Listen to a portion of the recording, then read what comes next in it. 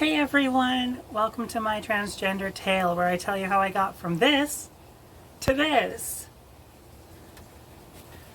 I know I said last video that I would continue my story, and I plan to do so, but I thought I would change up the format of my channel. So every other video will be telling my story. The videos in between will be just random videos like Q&As, pros and cons of being transgender, voice training, what to expect from hormones, stuff like that. And today, we'll be talking about jumping through hoops. There are so many hoops you have to jump through just to start transitioning, and there are several others along the way, especially depending on what you want to do. And today is Tuesday, September 15th, 2020. It should be the last hoop I have to jump through. My gender reassignment surgery is coming up on October 5th.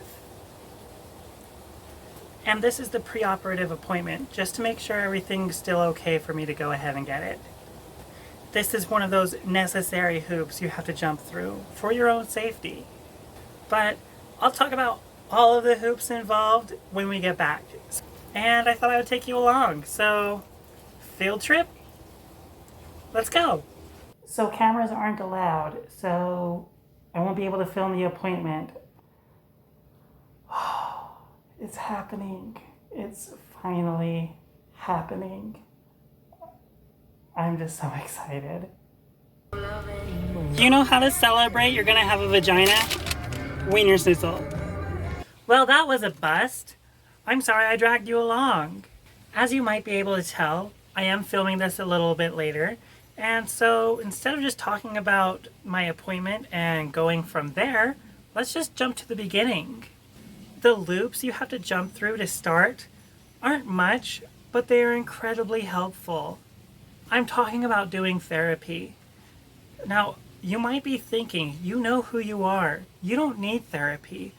I have met several men and women who thought the same thing. They started transition, and it turns out it wasn't for them. You don't want that to happen.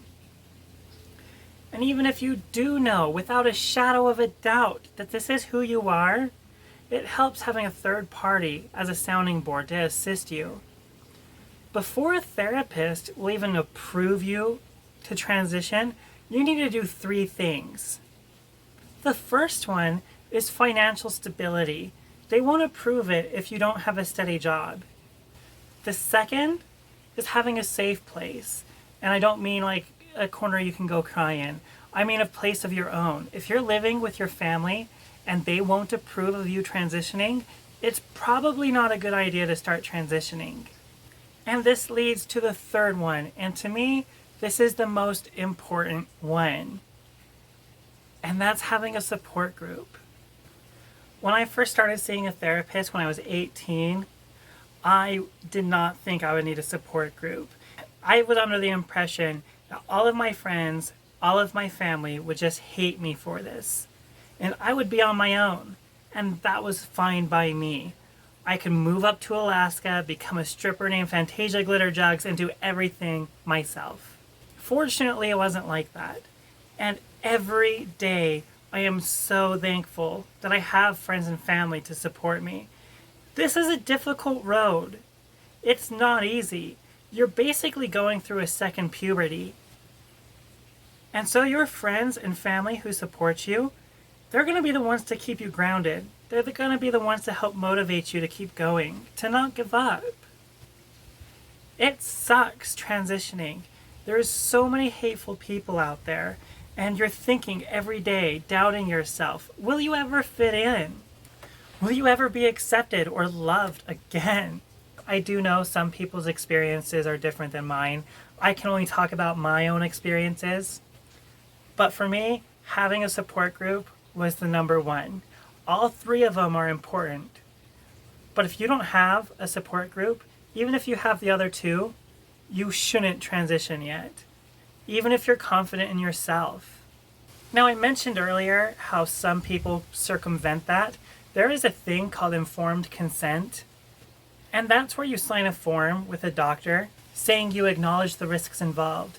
You've given it thought, or at least enough thought, to decide you want to try this. And you don't hold anybody in the medical field accountable for what might happen. good or bad, especially the bad.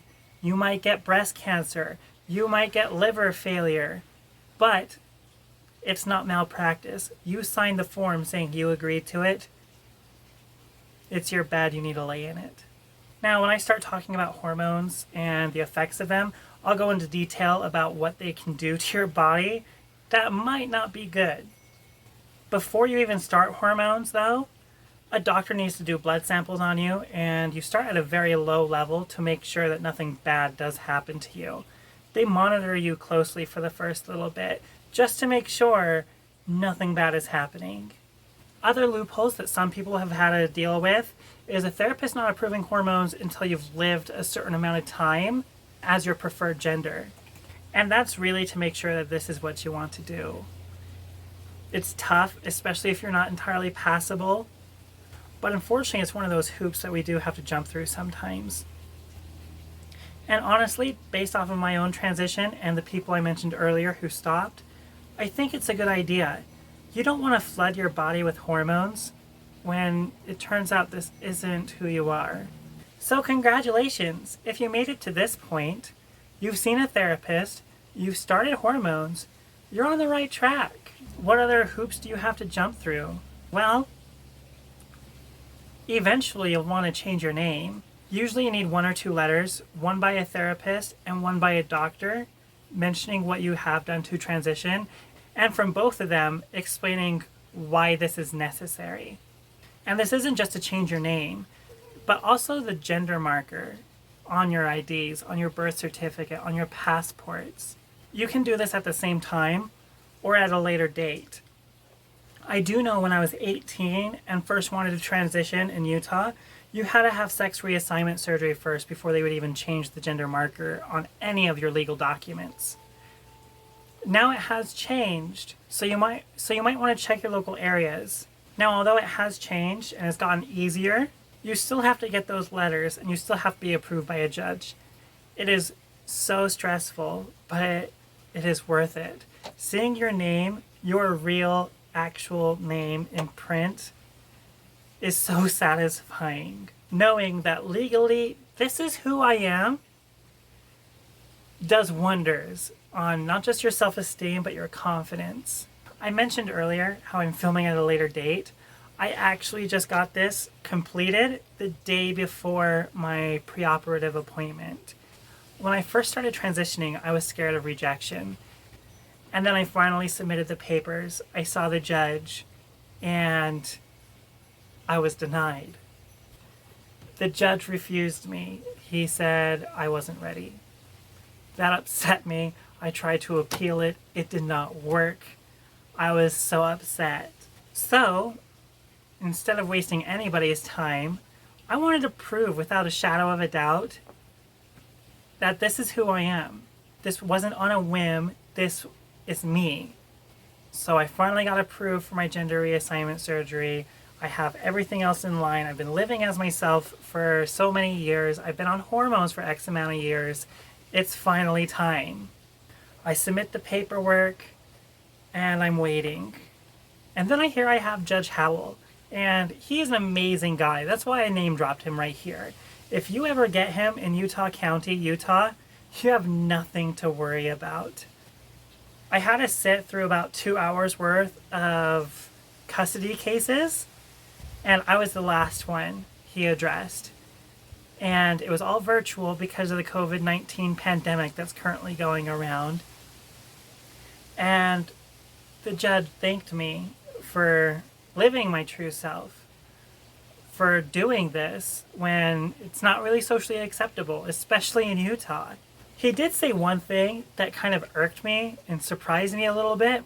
I'm 29 years old, and he said that he doesn't really see people my age go through with this, and it inspires him that older people such as myself can do this. I never thought of myself as an older person before. What happened to all of these years? It's the old adage, growing old is inevitable, but growing up is optional. So, I'm still young at heart. Now, other hoops you have to jump through is surgery.